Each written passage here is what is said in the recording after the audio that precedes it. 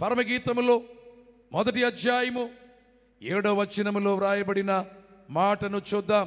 నా ప్రాణప్రియుడా, నా ప్రాణప్రియుడా, నీ మందను నీవెచ్చట మేపుదువో, నీ మందను నీవెచ్చట మేపుదువో, మధ్యాహ్నమున ఎచ్చట నీడకు వాటిని తోలుదువో. మధ్యాహ్నం రాగానే నన్ను నీడకు తోలుకొని వెళుతున్నావు, నాతో చెప్పు చాలండి. మధ్యాహ్నం వంటి కాలం రావచ్చు,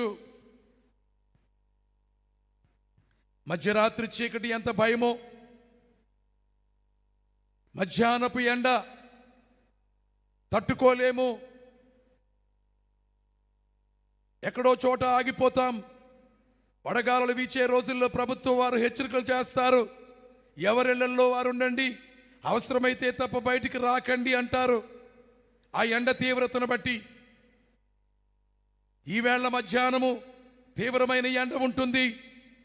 ఈ 2025లో ఒకవేళ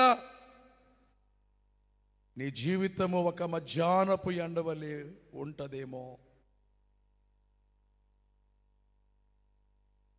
అయినా భయపడొద్దు. నీడకు తీసుకుని వెళ్ళే దేవుడు ఉన్నాడు, తండ్రి ఉన్నాడు. తన గొర్రెలను ఎండలో ఉంచకుండా నీడకు తీసుకుని వెళ్ళే మంచి కాపరి ఎలాగైతే ఉన్నాడో, నాకొక నీడ ఉన్నది, ఆ నీడ క్రింద నేను హాయిగా ఉంటాను. తన అనుభవం ఎలాగుందో పరమగీతము 2వ అధ్యాయము 3వ వచనములో, అడవి వృక్షములలో జల్దరు వృక్షం ఎట్లున్నదో, జల్దరు వృక్షము ఎట్లున్నదో, పురుషులలో నా ప్రియుడు అట్లున్నాడు, పురుషులలో నా ప్రియుడు అట్లున్నాడు. ఆనందభరితనై నేను అతని నీడను కూర్చుందును.